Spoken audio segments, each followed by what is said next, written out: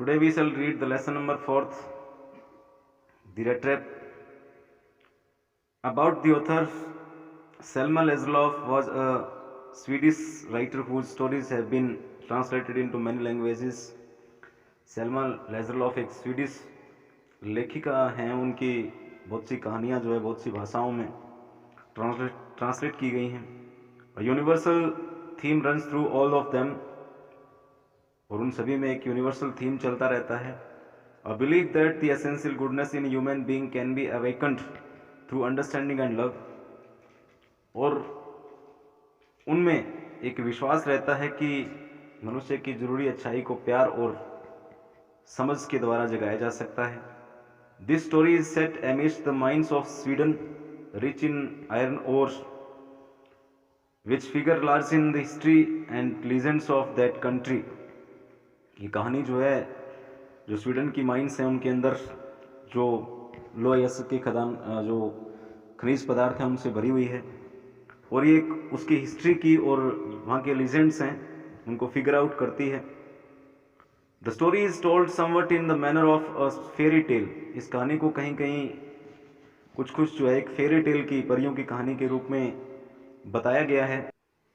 The red trap is an interesting story. Red trap एक बहुत ही रोचक कहानी है। The red trap peddler is a poor man. Red trap peddler जो है वो फेरी वाला है, एक बेचारा गरीब आदमी है। He robs the same who gives him shelter and food. वह उसी व्यक्ति को ठगता है जो उसे फूड और शेल्टर देता है। But he is reformed by the compassionate behaviour of a young girl Edla. परंतु एडला नाम की छोटी सी लड़की के द्वारा उसके साथ एक दयालुतापूर्ण व्यवहार किया गया, जिसके कारण उसके जीवन को परिवर्तित कर देता है। Now let us read the story of this lesson. What has been described in this story.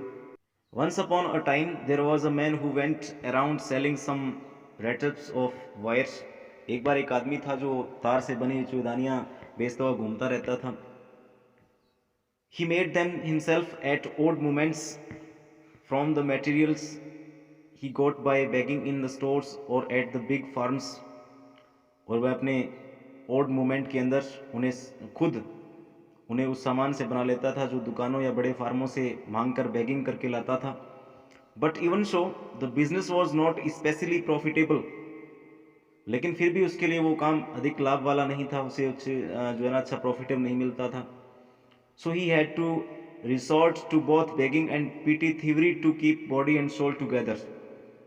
और उसे अपने पेट भरने के लिए, की बॉडी एंड सोल टुगेदर का मतलब अपना आजीविका चलाने के लिए उसे छोटी मोटी मांगने और छोटी छोटी चोरियां किया करता था। Even so his clothes were in rags, his cheeks were sunken and hunger gleamed in his eyes. फिर भी उसके कपड़े फटे पुराने थे, उसकी गाल चिपकी हुई थी और उसकी आंखों में भूख का जो नमूना है, भूख के जो साइंस हैं वो नजर आते थे। No one can imagine how sad and monotonous life can appear to such a vagabond. कोई भी ये नहीं सोच सकता था कि ऐसे आवारा जो वैगाबॉन्ड था, उसके जो घुमक्कड़ व्यक्ति था, उसके चेहरे पे वो लगातार जो घुमक्कड़ को सड़कों पर जो चलता रहता था, उसका जीवन कितना नीरस था, उदासी भरा जीवन था, उसको कितना मोनोटोनस लाइफ लगता था। Who plods along the roads, जो कि सड़कों पर हमेशा घूमता रहता था, left to his own meditations, और अपने ही ध्यान में, अपने ही सोच में पड़े हुए, वो अपने आप में खोया हुआ सड़कों पर घूमता रहता था। But one day this man had fallen into a line of thought which really seem to him entertaining. परंतु एक दिन वह आदमी एक ऐसी सोच में पड़ गया जो उसे काफ़ी ज़्यादा इंटरटेनिंग लगा। एंटरटेनिंग का मतलब एक मज़ेदार प्लान उसको लगा, वास्तव में उसको मज़ेदार लगा। He had naturally been thinking of his rat traps when suddenly he was struck by the idea that the whole world about him, the whole world with its lands and seas, its cities and villages, was nothing but a big rat trap. यानी तभी उसके दिमाग में एक विचार आया कि पूरा संसार, जिसमें धरती और सागर, शहर और गांव हैं, वो एक बड़ी चूहेदानी से बढ़कर, जो एक बड़ी rate trap, big rate trap होती है, उससे बढ़कर कुछ भी नहीं है। इसमें बहुत सारे ऐसे लालच हैं, जो भी इसके लालच में फंस जाता है उसको वो जकड़ लेती हैं। It had never existed for any other purpose than to set beds for people, और जिसमें क्या है, इसका अस्तित्व उन का अर्थ उन लोगों को चारा डालने के लिए है जो इसके अलावा, इसके अतिरिक्त इसका कोई दूसरा पर्पस नहीं है, कोई दूसरा उद्देश्य नहीं है. It offered riches and joys, shelter and food, heat and clothing, exactly is the rat trap offered cheese and pork. और जिस प्रकार से इसके अंदर धन और खुशी, इसके अंदर घर और भोजन के और गर्मी और कपड़े उसी प्रकार से पेश करता है जैसे कि चूहेदानी के अंदर पनीर और जो पॉर्क रखा होता है, उसी प्रकार से लोगों को ये बहुत सारे जॉयस और एंटरटेन जो है ऑफर करता है. And as soon as anyone let himself be tempted to touch the bait, it closed in on him and then everything came to an end. और जैसे ही कोई चारा लेने के लिए, जैसे ही कोई उस बेट के नज़दीक आता है, उसको लेने की खुशी उसको होती है, वो उसमें फंस जाता है और यहाँ पे हर कुछ जो है वो, हर चीज़ जो है वो ख़त्म हो जाती है, सब कुछ ख़त्म हो जाता है. The world had of course never been very kind to him. संसार निसंदेह उस पर कभी भी इतना मेहरबान नहीं रहा था. So it gave him unwanted joy to think ill of it in this way. इसलिए उसके बारे में बुरा सोचने में उसे असाधारण आनंद महसूस होता था. It became a cherished pastime of his during many dreary ploddings to think of people he knew who had let themselves be caught in the dangerous snare, and of others who were still circling around the bait. और उसके लिए ये समय जो था, अपनी जो प्लॉडिंग्स थी, जो ड्रीयरी प्लॉडिंग्स होती थी, जो कह सकते हैं कि नीरस जो यात्राएं होती थी, पैदल यात्राएं होती थी, वो समय बिताने के लिए उसका एक चेरिस्ड बन गया था, उसका वो एक पास टाइम बन गया था. वो अच्छे से अपना प्रिय समय हो गया था, कह सकते हैं कि प्रिय काम हो गया था. वो अपने परिचित व्यक्तियों में, जिनके बारे में वो हमेशा ये सोचता था कि जिन्होंने अपने आप को इस खतरनाक पिंजरा था उसमें फंसने दिया, और जो अभी भी, and of others who were still circling around the bait, जो अभी भी दाने के लालच में जो इसके चारों ओर घूम रहे थे, उनके बारे में वो सोचता था कि ये लोग भी धीरे धीरे क्या है, इस टेम्पटेशन के अंदर आ जाएंगे, इस प्रलोभन के अंदर आ जाएंगे जो इसके चारों ओर, इस बड़ी रेट ट्रैप के, संसार रूपी बड़ी रेट ट्रैप के चारों ओर चक्कर लगा रहे हैं. One dark evening, as he was strolling along the road, he caught sight of a little grey cottage by the roadside, and he knocked on the door to ask shelter for the night. एक अंधेरी शाम को जब वह सड़क के किनारे पर crossing कर रहा था, चल रहा था, तो उसे एक स्लेटी रंग के छोटे से मकान को उसने देखा और उसने वहाँ पे एक रात भर के लिए आश्रय देने के लिए पूछा या दरवाज़ा खटखटाया. नॉर वॉज ही रिफ्यूज्ड, उसको इनकार नहीं किया गया था.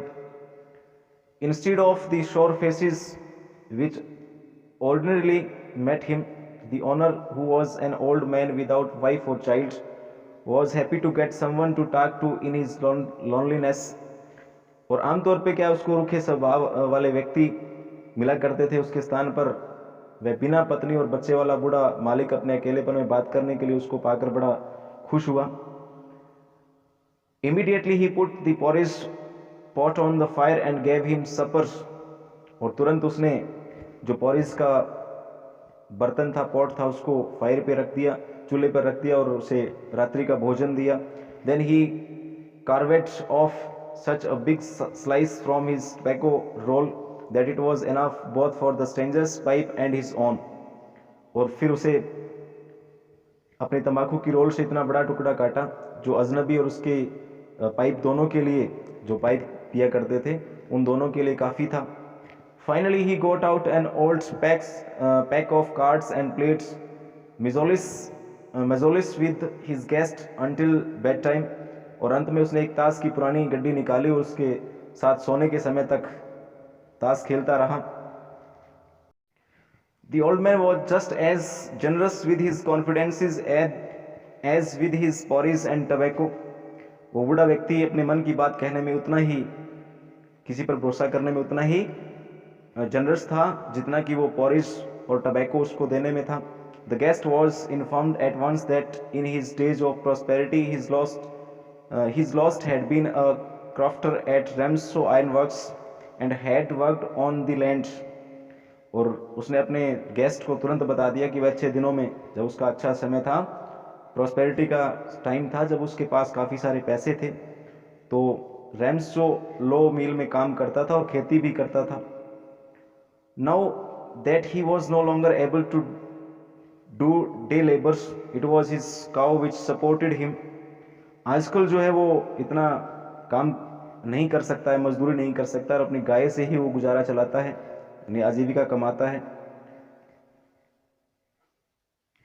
Yes that Bossy was extraordinary, हाँ वह बहुत असाधारण है.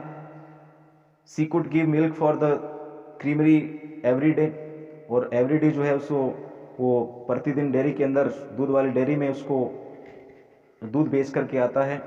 And last month he had received all of 30 kronor in payment, और लास्ट मंथ उसको महीने में 30 क्रोनर मिले थे.